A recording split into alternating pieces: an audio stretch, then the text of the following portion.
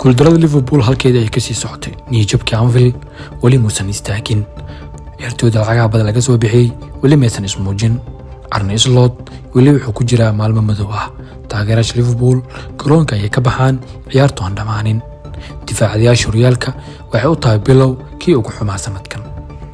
guuldaro 3 gool ay ka soo gaartay Nottingham Forest iyagoo jooga garoonkooda Anfield waliba taageerayaashu ay kaga caroodeen guuldaradaasi taageerayaashu maxay ka yiraahdeen kulanka kadib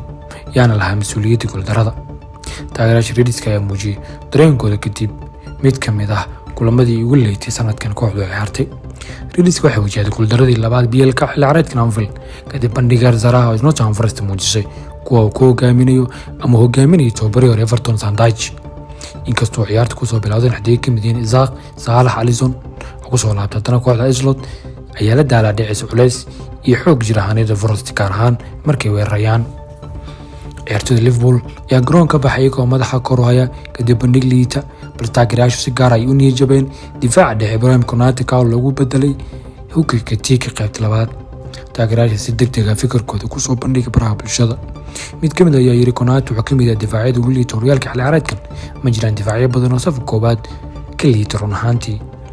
mid kale ayaa yiri Konate wuxuu ahaa mid jawraarsan qaybtii hore wuxuu u baahan yahay gooya inuu yimaado Janaayo koodeeda han laga tago wadahadalada qandaraas Konate haddii uu sidaa noqonayo heerkiisa taageere kale ayaa yiri Konate waa kii ka sii xumaa Lovren inta badan xilli ciyaareedkan mid afraad ayaa yiri Konate waa in la fadhiisiyaa xilligan sababtoo ah kooxda ayuu halis ku yahay gool kastoo nagala dhaliyo isaga ayuu ka yimaadaa dhinaca kale James Price oo ka tirsan Athletic ayaa sheegay in Konate uu soo bandhigay caqabad riixun ah qaybtii hore ciyaarta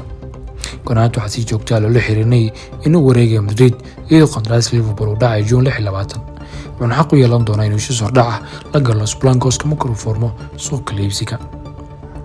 taageerayaashu waxay aad kaga caraysan yihiin qaabka uu ciyaaray xidiga caanka ah Ibrahim Konate aysan ku qancin bandhigga xilligan ka sameynayo horyaalka Premier League Chelsea laba gool ka adkaadeen Burnley waxay si adkaysteen booska ay ku tartamayeen horyaalka Ingiriiska xilli ay garoonka kooxda Burnley kulankii furitaanka horyaalka isbuucan ayuu ahaa Chelsea bandhig wanaagsan ay sameeyeen waxayna ku baashaaleen kooxda kubadda cagta ee Burnley oo kamid ah kooxaha u soo dalay heerka labaad ee sanadkan Tao Blue siisay inay soo galaan kaalmaha ugu sarreeya horyaalka in rajeynayaan markan in tartan adag la galaan kooxda Gunners ama Arsenal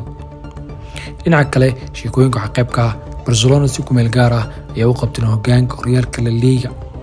Barcelona gool afar gool ka gaareen Athletic Bilbao kulan xiiso badnaa ay dib ugu soo laabteen garoonkooda marka la eego bandhigan waxa mid aad ugu qancin taageerayaasha kooxda afar gool inay ku xaqaan kooxda lagu magacaabo Bilbao 31 dhibcood in hoggaan ku sii qabteen si ku meel gaar ah halka Athletic Bilbao ay fadhin doonaan kaalinta 8 Madrid ayaa haatan ku jirta kaalinta labaad oo leh 31 dhibcood oo la mid ah Barcelona balse ay Brito la ciyaareen Elche ciyaar saameyn ku yeelan karta kala sareynta horyaalka La Liga sida aragtaa guuldaradii Liverpool